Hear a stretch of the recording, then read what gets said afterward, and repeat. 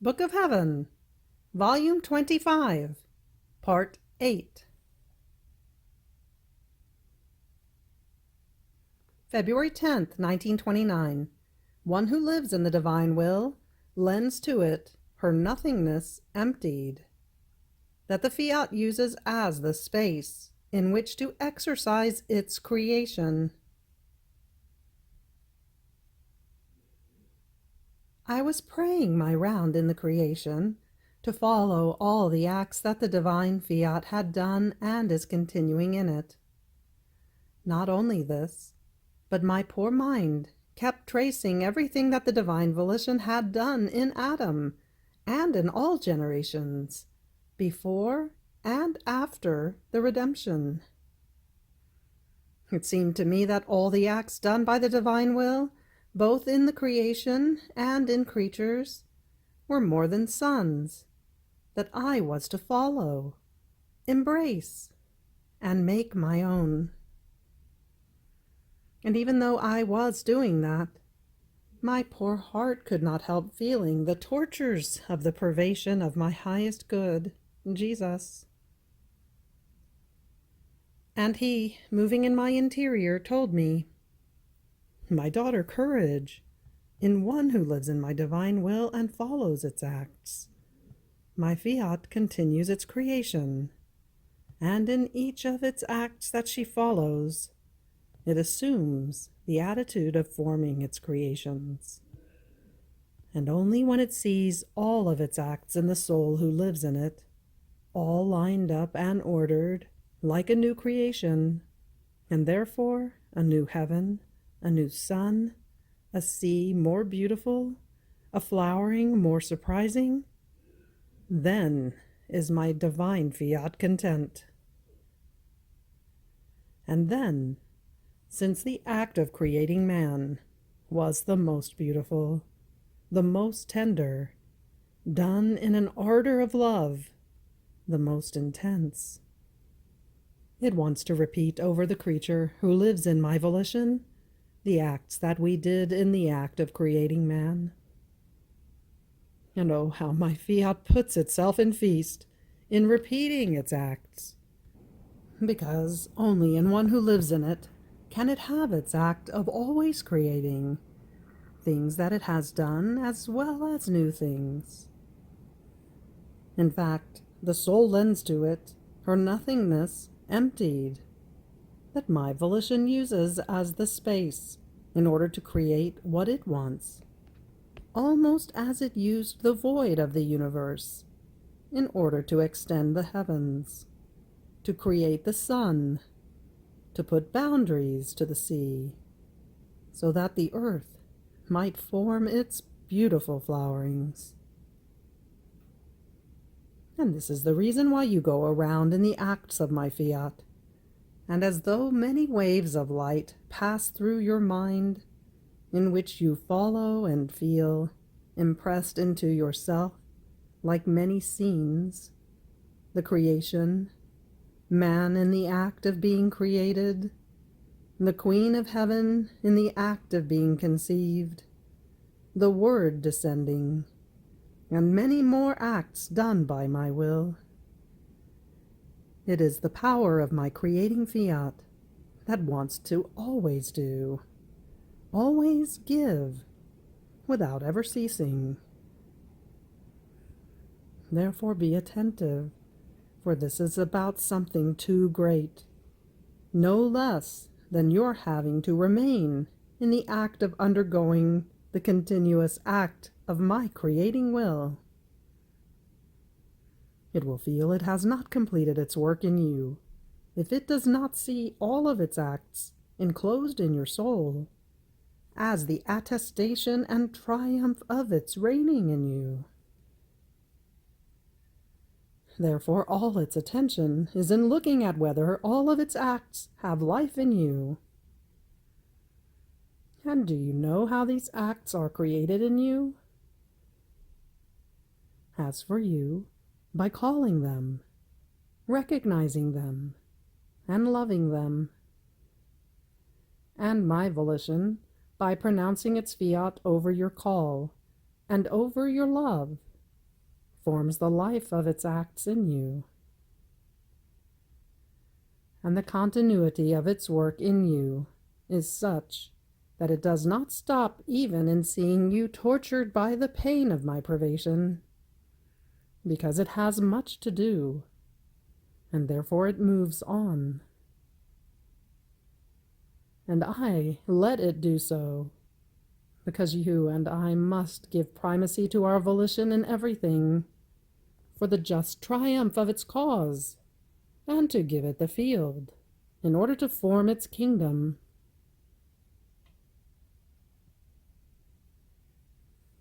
February 17th, 1929. The soul who lives in the divine will is inseparable from it. Example of the light. I was praying my round in the acts of the divine fiat, but with an oppression that took life away from me, because of the usual privations of my sweet Jesus. Everything was hardship and unspeakable bitterness.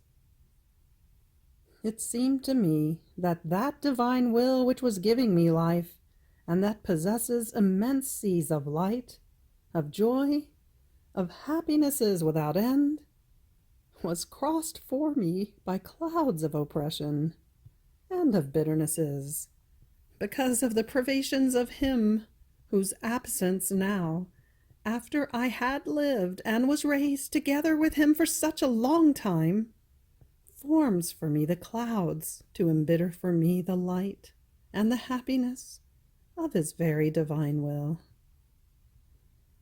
Oh God, what pain!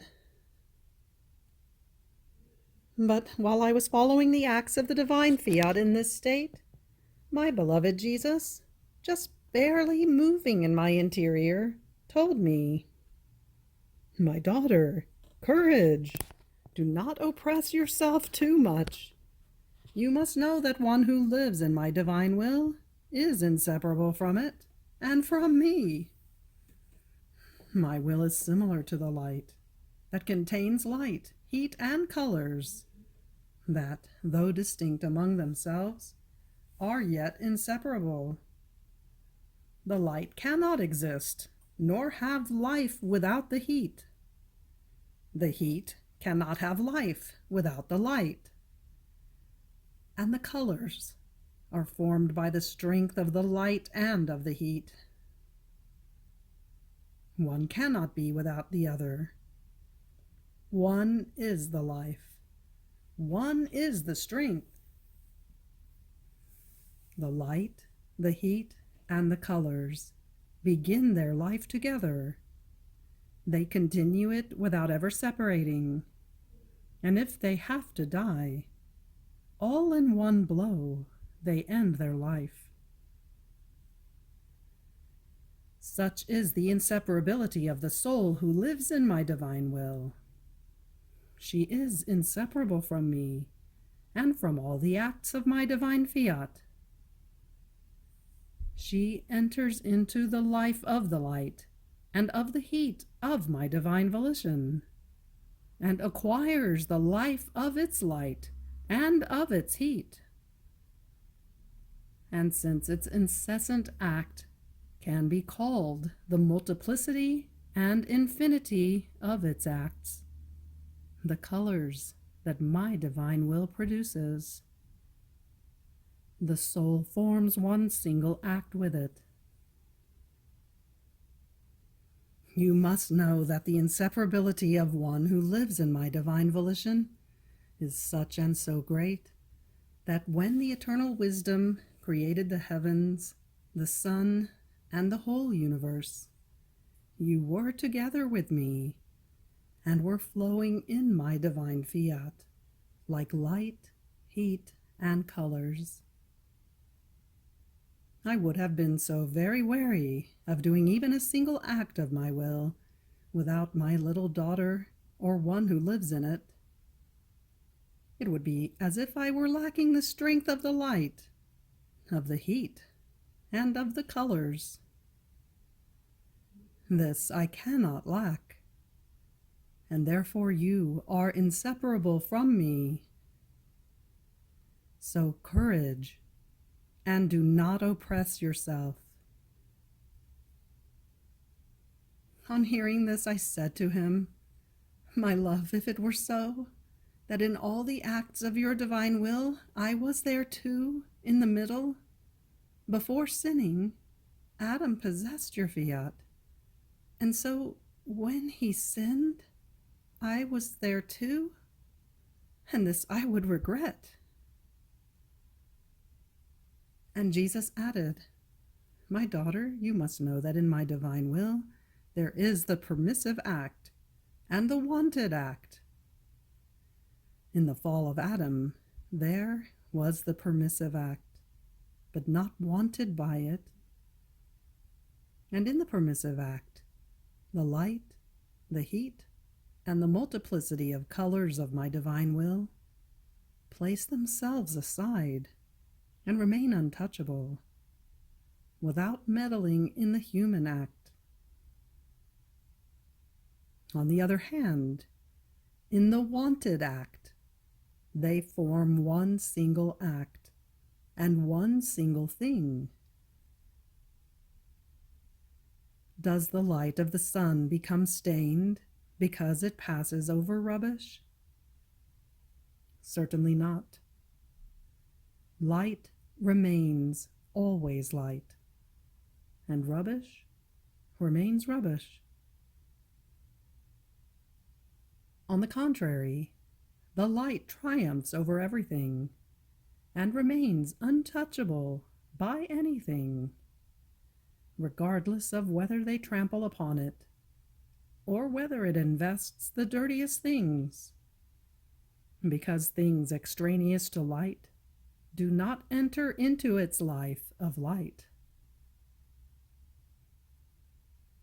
My divine will is more than sun. Like light, it flows in all human acts, but it remains untouchable by all the evils of creatures. And only those who want to be light, heat, and colors, that is, those who want to live only and always of its divine will, can enter into it. Anything else does not belong to it.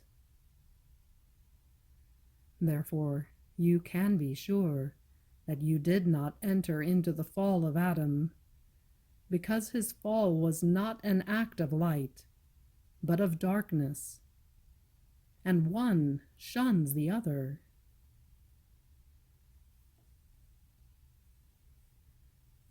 February 22nd, 1929. How, when she writes, the divine will makes itself actor, prompter, and spectator.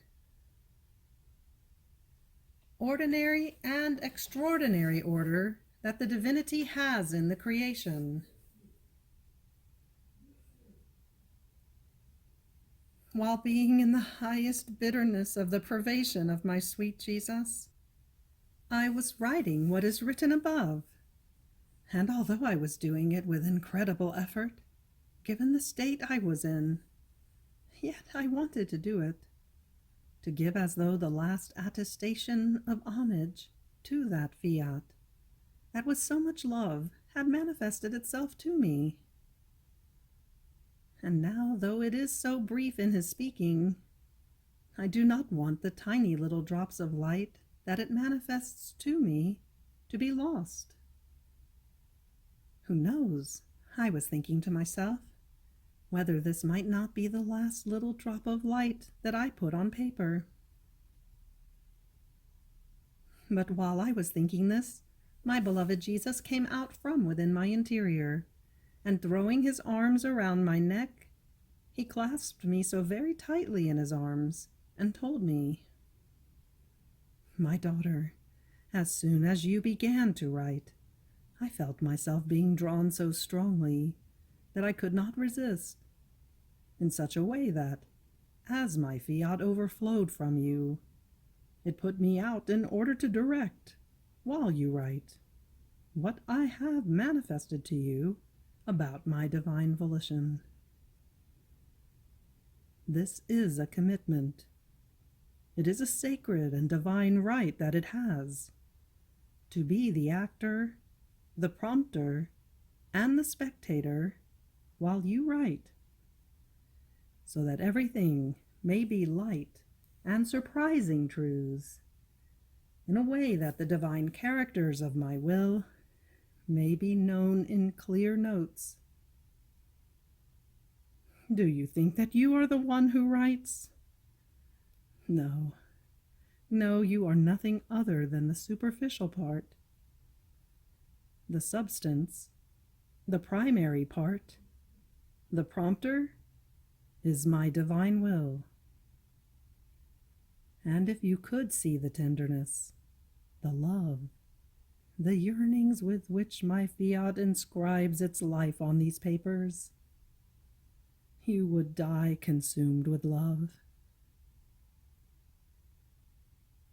Having said this, he withdrew into my interior, and I, as though coming round from the enchantment of Jesus, continued to write. But I felt myself all light, being whispered everything, being fed the words. I am unable to say what I experienced while writing. Then, after I finished writing, I began to pray, but with the nail in my heart of who knows when Jesus would come back again. And I was lamenting, why is he not taking me to heaven still? And I remembered the many times in which he had reduced me to be at death's door, as if I were about to cross the doors of heaven. But as they were about to open, in order to receive me into the blessed dwelling, obedience had imposed itself over my poor existence. And as it would make the doors close to me, I would be forced again to remain in the hard exile of life. Oh, though holy, how cruel and almost tyrannical is blessed obedience in certain circumstances. And still I thought to myself, I would like to know whether it was because of obedience, or the final point of my existence down here had not yet come. But while I was thinking about this, and many other things wandered through my mind, with such unspeakable bitterness that it seemed it was intoxicating me, my highest good, Jesus, my dear life, surprised me, and making himself seen again, told me, My daughter, you must know that in our divinity there is the ordinary order for the whole creation, and this is not moved because of any incident. Not 1 point, not 1 minute earlier, not 1 minute later. Life ends when it is established by us. We are immutable in this regard. But in us, there is also the extraordinary order, and since we are the masters of the laws of the whole creation, we have the right to change them whenever we want. But if we change them, a great glory of ours must enter into this, and a great good for the whole creation. We do not change our laws because of little things. Now, my daughter, you know that the greatest work is to establish the kingdom of my divine will upon earth, and to make it known. There is no good that the creature can receive if she does not know it. What is your wonder, then, if we have surrendered to obedience so as not to let you die? More so, since because of your connection with my divine Fiat, you enter into the extraordinary order. And since each knowledge about my divine will is many divine lives that have come out of our womb, the sacrifice of your life was needed in order to receive them. And the very privation of heaven from which obedience snatched you.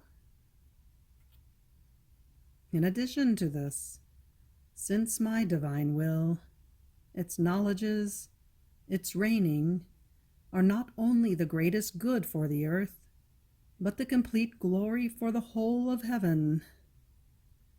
All of heaven prayed me. There is a footnote here referring to Volume 6, February 12th, 1904. All of heaven prayed me to surrender to the pleas of the one who commanded you. And I, out of regard for my will, while opening the doors to you, surrendered to their pleas. Do you think that I do not know your great sacrifice, your continuous martyrdom of being away from the celestial fatherland, and only to fulfill my will in the one through whom it was commanded to you? Indeed, this sacrifice has snatched from me the many lives of the knowledges of my Fiat.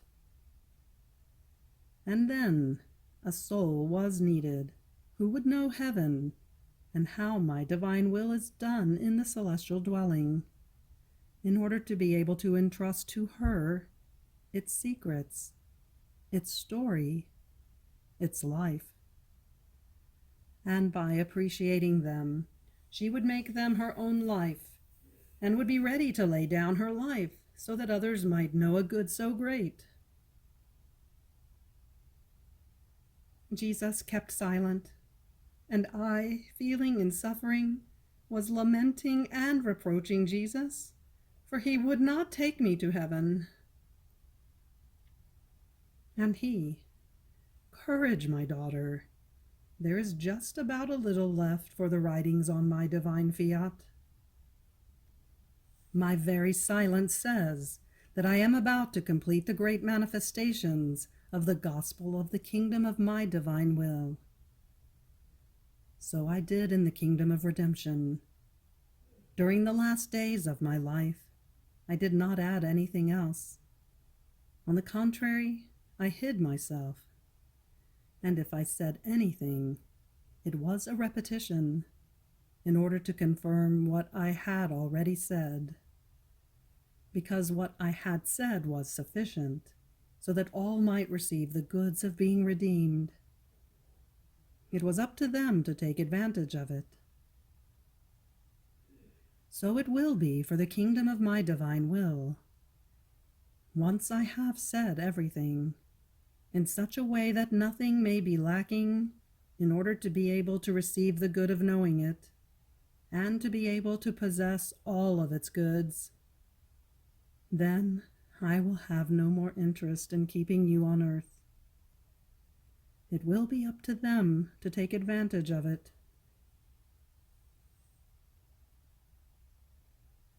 February 27th, 1929. How all the saints are the effects of the divine will, while those who live in it will possess its life. My abandonment in the supreme Fiat is continuous, and while I try to follow the acts of the divine volition as much as I could, embracing everything and everyone, my sweet Jesus came out from within my interior and told me, "My daughter, the whole creation, all the saints, are nothing other than the effects of my divine will. If my will speaks, it creates and forms the most beautiful works. Each little motion of it are fragrances of prodigies that it casts over creatures. Its littlest breath casts varieties of beauties over the one who receives it. A true image of this is the sun, that, by merely investing the earth with its touch of light, gives the so many varieties of colors, of sweetness, to all plants. No one can deny that, by just letting himself be touched by its light, he has received the good it contains. My divine will is more than sun, Even if one only lets oneself be touched by it, its miraculous touch must produce a good that, perfuming him and warming him with its light, will make him feel its beneficial effects of sanctity, of light, and of love. Now the effects of my fiat are given to those who do my divine will, who adore its dispositions, who bear with patience what it wants. By doing so, the creature recognizes that there is this supreme will, and by seeing itself recognized, it does not deny to her its admirable effects. On the other hand, one who must live in my divine volition must possess within herself the whole life, and not only the effects, but the life with all the effects of my divine fiat. And since there is no sanctity, past, present, and future, of which my divine will has not been the primary cause, in forming all the species of sanctity that exist, it therefore holds within itself all the goods and effects of sanctity that it has issued. And so, the soul who will live in my will, by possessing its life with all its effects, will see within herself altogether all the sanctities that have been issued. She will be able to say, "The others have done one part of sanctity, while I have done everything.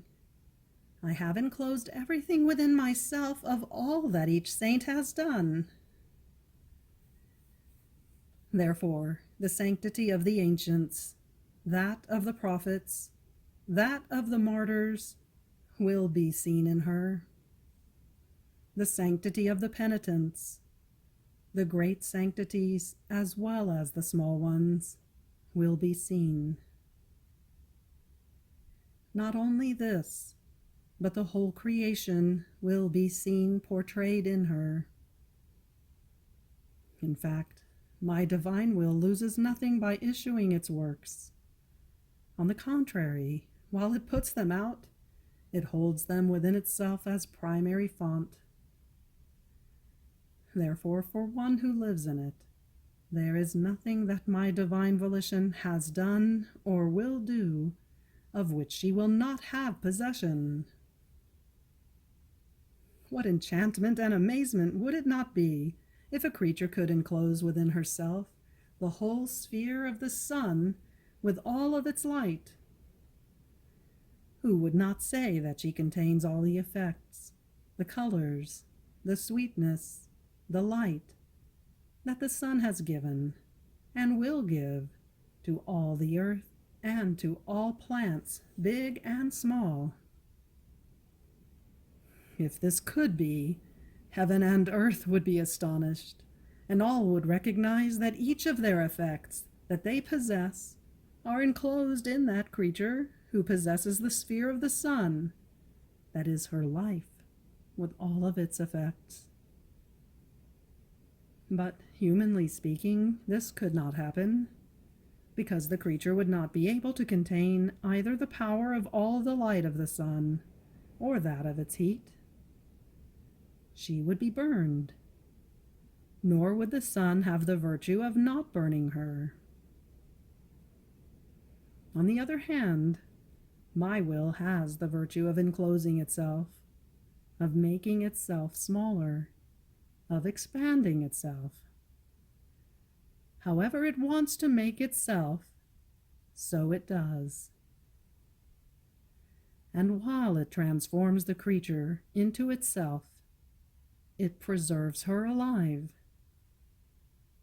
and giving her all of its tints of beauty, it renders her the dominator and possessor of its divine dominions.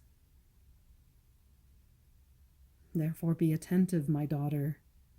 Recognize the great good of the life of my fiat in you, that while it possesses you, wants to render you the possessor of everything that belongs to it.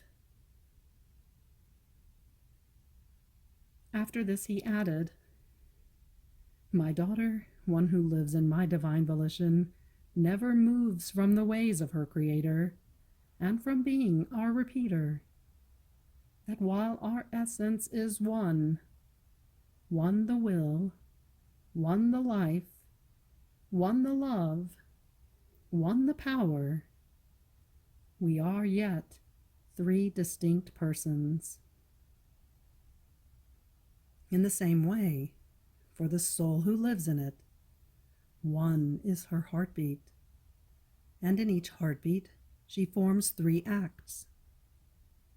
One embraces God. The second embraces all creatures. The third, herself. And so if she speaks, if she operates, in everything she does, she forms these three acts, that echoing the power, wisdom, and love of He who created her, embrace everything and everyone. You have reached the end of the Book of Heaven, Volume 25, Part 8. Fiat.